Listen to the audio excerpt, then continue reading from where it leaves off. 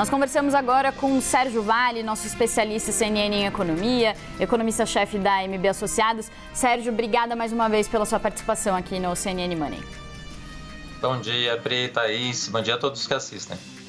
Sérgio, pacote de benefícios, petróleo dando uma arrefecida, você acha que os brasileiros podem respirar aliviados por um tempo ou essas notícias elas são passageiras e é melhor deixar o bolso preparado? Olha, Pri, a gente está tendo de fato notícias positivas nas últimas semanas, né? A inflação de fato vai ser bastante baixa, a gente vai ter uma deflação muito provavelmente agora em julho. A inflação no final do ano vai ser menor, talvez entre 7% e 8%, que é bastante diferente até do que se imaginava poucas semanas atrás, isso é um bom sinal. Além de combustíveis, eu chamo a atenção também para a inflação de alimentos, que eu acho que pode ter uma boa desaceleração no segundo semestre. As safras estão boas, você tem fertilizantes normalizando, a gente pode ter aí uma inflação de alimentos que talvez caminhe para ficar em um dígito esse ano, que também era algo que não se esperava algumas semanas atrás. Então, tem boas notícias na inflação, tem boas notícias no desemprego, que caiu com intensidade nas duas últimas rodadas, provavelmente vai continuar caindo até agosto, pelo menos, para casa de 9%. Então, tem um cenário para o consumidor, para a população como um todo, que está um pouco mais tranquilo agora.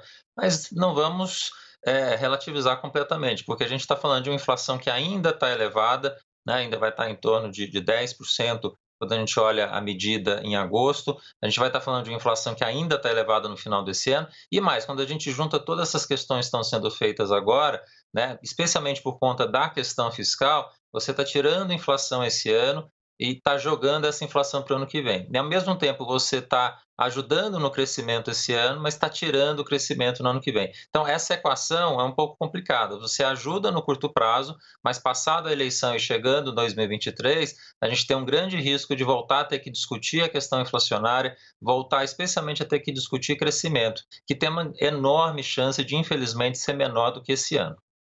Sérgio, na abertura do Money de hoje, eu chamava a atenção para uma comparação que eu tenho escutado de 2014, onde a crise já estava contratada para o outro ano, como agora, né? Quer dizer, já estava muito claro para vocês, economistas, parte da imprensa, na época eu já atuava, também chamava atenção para isso, mas era difícil as pessoas acreditarem. O desemprego estava em 6%, os preços estavam controlados artificialmente. Tem uma diferença para esse ano, que é uma redução de impostos, por exemplo, ICMS, que vai continuar no ano que vem. Em 2014, 2015, teve um choque de preços enorme na economia. Como é que você enxerga esse processo agora dessa volta à normalidade? Tem algo aí nessa redução que pode ficar permanente? Eu acho que a comparação aqui que a gente precisa fazer, Thaís, é menos 2014 talvez e mais o ciclo ali que foi 2015 e 2017. 2015 a gente estava com uma inflação também bastante elevada, de 2 dígitos, e a gente chegou em 2017 com uma inflação abaixo de 3%. Né? Mas o que aconteceu ali que foi extremamente importante para a gente conseguir baixar essa inflação de forma significativa e que durou algum tempo, né? A inflação ficou alguns anos baixa ainda depois de 2017. A gente teve uma mudança política, especialmente política econômica, muito importante em 2016 com a saída da Dilma. Quer dizer, essa mudança de política econômica, especialmente com a regra do teto, reforma trabalhista, todas as reformas que foram feitas de forma importante naquele momento ajudaram muito a baixar as expectativas negativas, a taxa de câmbio caiu com velocidade, ajudou a baixar a inflação também no ano seguinte e a gente conseguiu encaminhar um cenário muito mais positivo rapidamente. A dificuldade que a gente tem hoje é que o fiscal hoje, nesse momento, está pior do que estava naquele momento e não há garantia de que você vai ter as reformas, as mudanças de política econômica necessárias para o ano que vem para a gente conseguir trazer essa inflação com rapidez para baixo. A gente tem um novo governo que a gente não sabe exatamente o que vai ser e o que vai lidar especialmente com a questão fiscal, que foi diferente do que aconteceu ali em 2016. Esse é o grande drama que a gente tem hoje. Por isso que os números ano que vem não são como era em 2017, quando a gente olha a inflação. A inflação está alta, está entre 5% e 6% na expectativa, crescimento está baixo, porque além dessas questões, né, Thaís, em 2015 a questão era só doméstica. Agora a gente tem um cenário internacional muito complexo, muito complicado, que ajuda a trazer um efeito negativo para a economia brasileira, que não tinha naquele cenário e que agora a gente tem que incorporar também. Sérgio, uma coisa que muitos de vocês economistas tentam explicar, mas que é complexo de entender, é que um governo não pode sair imprimindo dinheiro, saindo gastando à torta e à direita, sem ter de onde tirar esse dinheiro, né? Um pouco do que a gente está vendo agora, muitos gastos, e aí vocês já falam que isso vai trazer problemas mais pela frente. É ruim a comparação, às vezes, com as finanças pessoais, mas ela esclarece, né? Então, é como se a gente estivesse gastando muito no cartão de crédito, mas uma hora vem a fatura, né? Eu queria que você explicasse um pouco dessa questão e também o ponto que o governo tem batido muito de falar, olha, a gente vai pagar esses pacotes com a arrecadação a mais que a gente teve no primeiro semestre. Por que isso, essa justificativa não está colando com vocês, economistas?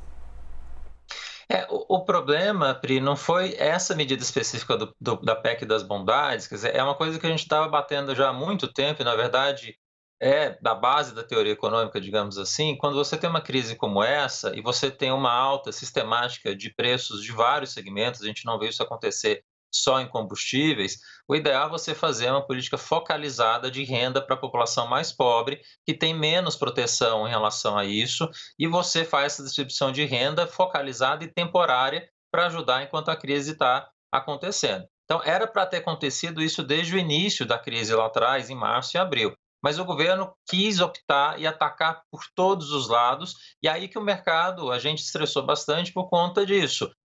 O governo foi tentar optar por várias opções de política fiscal nesse momento por conta de uma questão eleitoral. E ao fazer isso, ele, de certa forma, e como tem feito já há algum tempo, está burlando a regra do teto. Essa é a questão, você está burlando regras fiscais que existem no país, você está fazendo por questões que não são necessariamente meritórias, mas são por questões evidentemente eleitorais, e isso o mercado fica muito apreensivo, porque você joga a dívida de novo para um patamar elevado e complicado, num momento que o custo dela está elevado, né, Pri? A taxa de juros está em 2 dígitos, vai ficar nesse patamar durante muito tempo, essa dívida vai continuar cara e vai aumentar por conta disso, então por conta desse cenário que o mercado fica muito preocupado. E aí, voltando ao ponto anterior, cenário internacional muito tenso, sempre que a gente tem cenário lá fora complicado, mercados emergentes que estão disfuncionais, que estão complicados, como é o caso do brasileiro, para você sair bem num cenário internacional complicado, você tem que estar com a casa mais arrumada ainda, né? É como quem está em casa que também está passando por um cenário como esse e fora de casa o cenário está extremamente difícil, você tem que apertar mais os cintos dentro de casa. E isso que o governo deveria estar sinalizando agora também. Você quer ajudar a população de certa forma, dando renda como está sendo feito agora, mas precisa apertar o cinto de outro lado. E o governo não está fazendo essa parte. Por isso que o mercado está muito apreensivo com o que está acontecendo com o fiscal agora, mas mais o que está acontecendo, como está sendo feito, como está sendo encaminhado e como você sinaliza que isso deve acontecer à frente. Essa é a grande questão e o grande medo e o receio que o mercado tem hoje. Como diz um analista de mercado que eu conheço, diz que o mercado não tem medo de crise, tem medo do escuro, né? E é mais ou menos por aí. Sérgio, obrigada, boa semana, meu caro. Até. Obrigado, Thaís, Priscila, até a próxima.